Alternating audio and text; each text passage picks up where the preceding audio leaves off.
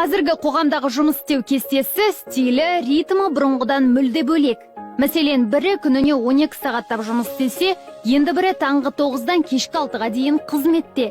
Кейбіреулер тіпті кеңсе көрместен үйде не кафелерде отырып-ақ мансап жасай алады. Кез келген жағдайда мекеме мен жұмысшы арасында жасалған келісімшарт маңызды рөл атқарады. Алайда барлығы заңды болса да, үстеме жұмыс істеп басшысына жем болып жүрген жандар көп. Егер сол келісім шарттан артық тыс жұмыс уақыты сізге егерде басшылық тарапынан жоқ бүгін қалып мына бір жұмысты бітіріп таста дейтін болса, сол кезде сіз басшылығыңызға айтуыңыз міндеттісіз. 6-тан кейін сағат 10-ға шейін қал деп жатыр ма?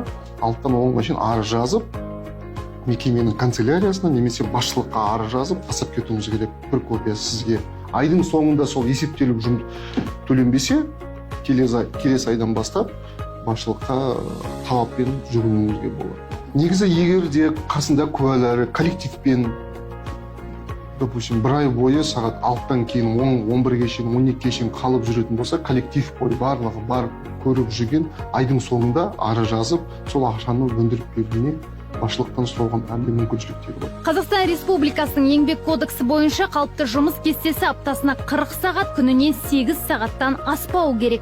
Ал мекеме қосымша жұмысты қызметкердің келісімімен тәулігіне 2 сағаттан, ауыр жұмыстарда 1 сағаттан қоса алады. Үстеме жұмыстар берілген жағдайда айына 12 сағаттан, жылына 120 сағаттан артық болмауы керек. Қосымша қызмет жұмысшының келісімінсіз елдің қорғанысына қажетті кезде, төтенше жағдайларда, өндірістік табиғи апаттардың алдын алуға немесе жоюға байланысты міндеттеледі.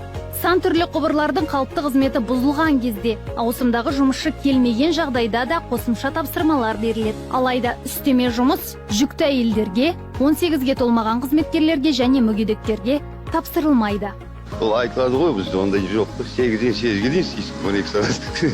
Демесең басшының қабағы бүйтеді. Амал который 8-де келеміз, 9-10-ға дейін істейсің. Адам өз таңдайды ғой, ешкім қинап жұмысқа тұрғызбайды.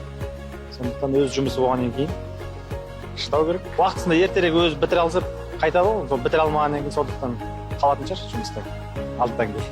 Адам еңбегін ары қарай 8 сағат болу керек қой. Бітпей қалды жұмыс деп ары қарай алуға болмайтын шығар. Определенный норма болады жұмыс істейтін уақыты да. Ну, доплата жасайды, но все равно қалай айтсам болады. Шетелдерде бар ғой, право рабочего дейтін да. Сол қарап отырсақ, ояқта ондайға наказание жесткий да. Мен сөйтіп алып қалған кездерде по-любому үстіне сағат қосылып доплата жасалды.